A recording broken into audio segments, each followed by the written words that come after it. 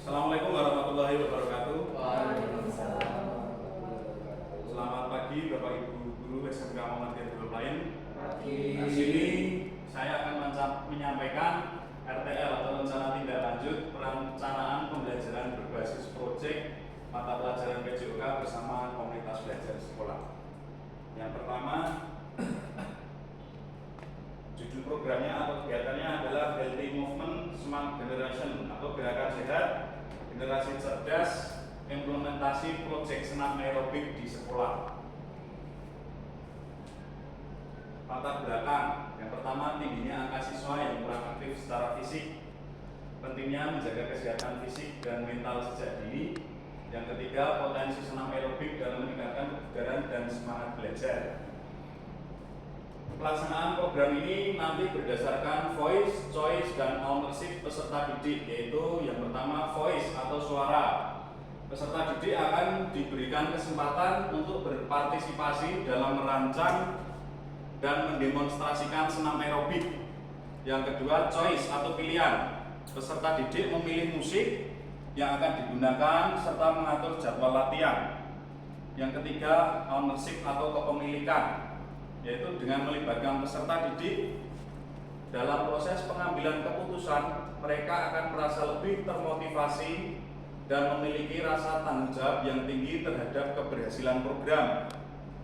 Untuk aset, yang pertama manusia, yaitu kepala sekolah, guru PJOK, guru dalam KPS, dan peserta didik. Aset yang kedua sosial, itu komunitas belajar sekolah, hubungan antara peserta didik. Aset yang ketiga yaitu fisik, itu ada lapangan olahraga, aula, dan sound system. Lingkungan alam, adanya RTH atau teman yang bisa digunakan untuk tempat belajar.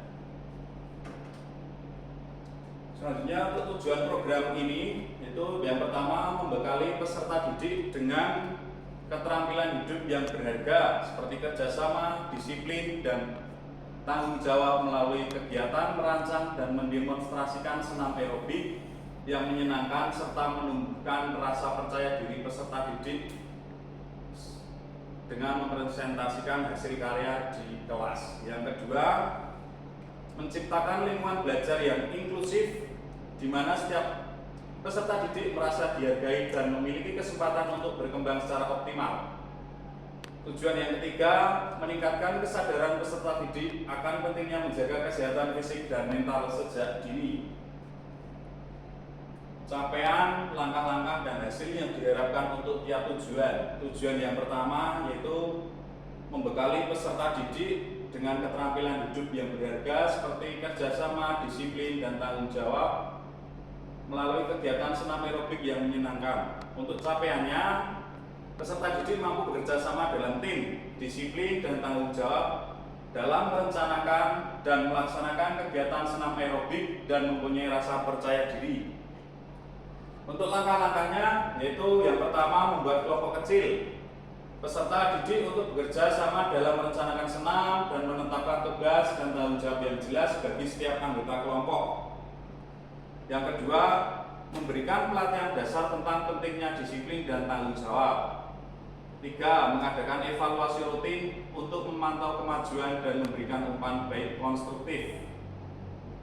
Hasil yang diharapkan dari tujuan yang pertama yaitu peserta didik menunjukkan kemampuan bekerja sama dalam kelompok, kedisiplinan dalam mengikuti dan mematuhi jadwal latihan, dan bertanggung jawab atas peran dan tugas mereka dalam kegiatan senam aerobik dan memiliki rasa percaya diri.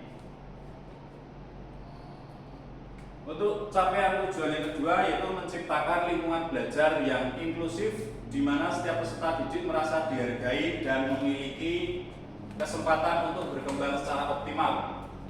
Semua peserta didik merasa dihargai dan diterima dalam kegiatan dengan berbagai latar belakang dan kemampuan, dapat berpartisipasi aktif sehingga meningkatkan rasa kebersamaan dan solidaritas di antara peserta didik.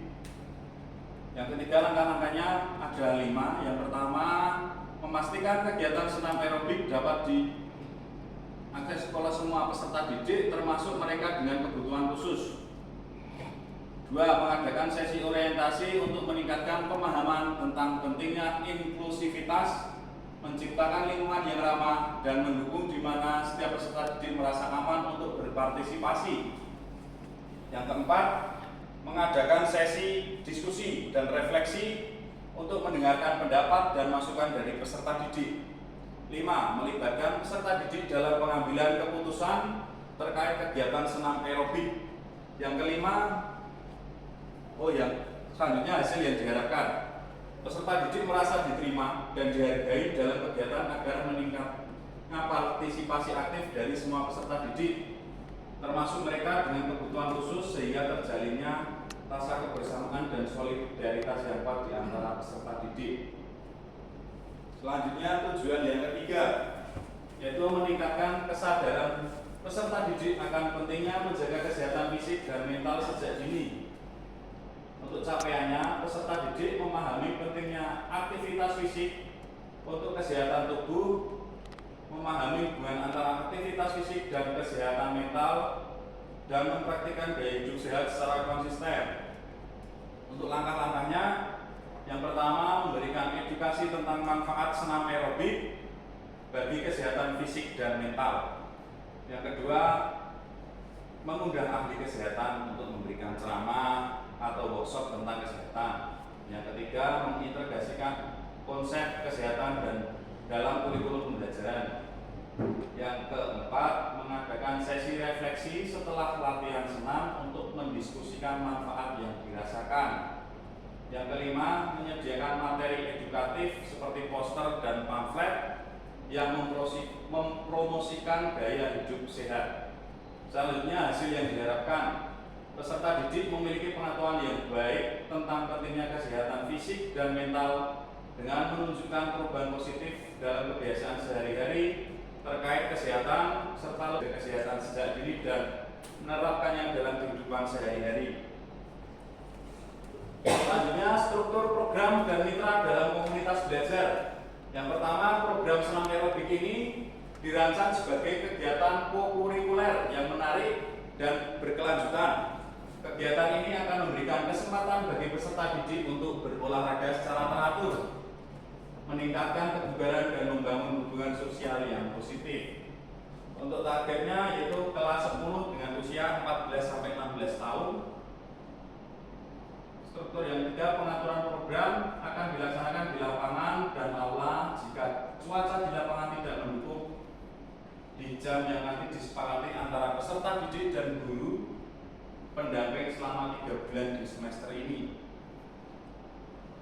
Anggota komunitas belajar yang akan berkolaborasi adalah guru TIK yang akan membantu di bidang multimedia, guru seni membantu dalam pembuatan koreo gerakan senam, dan guru bahasa Indonesia membantu dalam solis atau skrip pembuatan video.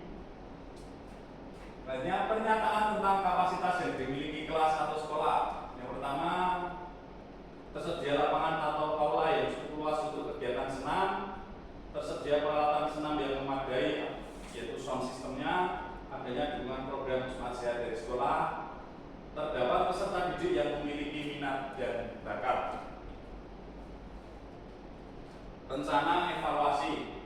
Evaluasi menggunakan observasi dan refleksi dari peserta didik, guru PJOK dan staf pendukung peserta didik yang mengikuti program berdasarkan keikutsertaan aktif dalam program senam aerobik, dipilih secara acak dari berbagai kelas dan latar belakang, dipilih untuk mendapatkan perspektif yang beragam. Guru PJOK yang terlibat langsung dalam program, staf pendukung yang membantu dalam pelaksanaan program dipilih berdasarkan keterlibatan langsung dan pengetahuan mereka tentang program, yaitu anggota komunitas belajar dalam sekolah. Yang pertama, kurangnya partisipasi dan antusiasme peserta didik, mungkin karena kurangnya minat, perasaan malu, atau kurangnya pemahaman tentang manfaat senam aerobik. Yang kedua, kesulitan dalam mengatur waktu dan jadwal yang mungkin berbenturan dengan jadwal pelajaran yang padat dan jam ekstrakurikuler. Yang ketiga, evaluasi dan pemantauan yang kurang efektif, kesulitan mengukur dan memantau perkembangan program secara berkala, dan alat evaluasi yang kurang tepat. Untuk solusinya, yang pertama, dengan memberikan pendekatan personal pada peserta didik yang kurang minat dan malu dengan memberikan motivasi, mengadakan sesi informasi untuk menjelaskan manfaat kesehatan fisik dan mental dari senam aerobik pada peserta didik paham dan mengerti, agar peserta didik paham dan mengerti. Yang kedua, mengintegrasikan program ke dalam pelajaran PJOK sehingga tidak menambah beban jadwal peserta didik, berkoordinasi dengan pembina ekstrakurikuler untuk mengatur jadwal. Yang ketiga, menetapkan jadwal evaluasi rutin untuk memantau kemajuan dan memberikan umpan balik yang konstruktif dan melakukan perbaikan jika ada kekurangan. Terima kasih. Nah, demikian tadi presentasi dari saya untuk rencana tindak lanjut perencanaan pembelajaran berbasis proyek untuk mata pelajaran PJOK.